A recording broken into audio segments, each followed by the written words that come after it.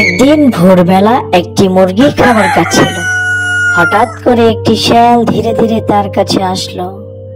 শেয়ালটি এসে তাকে বলতে লাগলো, এই যে শুনছো মুরগি, তুমি তো খুব বোকা।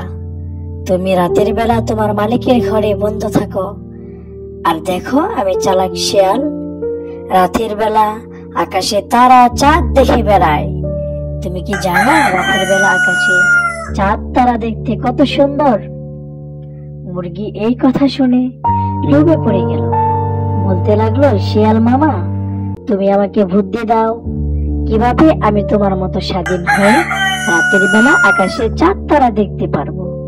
শিয়াল মামা মুরগিকে বুদ্ধি দিল, তুমি রাতের বেলা তোমার মালিকের ঘর থেকে পালিয়ে চলে আসবে, আমি তোমার জন্য ঝোপে অপেক্ষা করব, তারপর আমরা দুজন মিলে আকাশে চাঁদ তারা দেখব।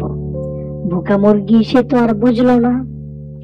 সে শেয়ালের এই ধোকায় পড়ে রাতের বেলা মালিকের ঘর থেকে পালিয়ে আসলো এবং শিয়ালের সাথে চলে আসলো।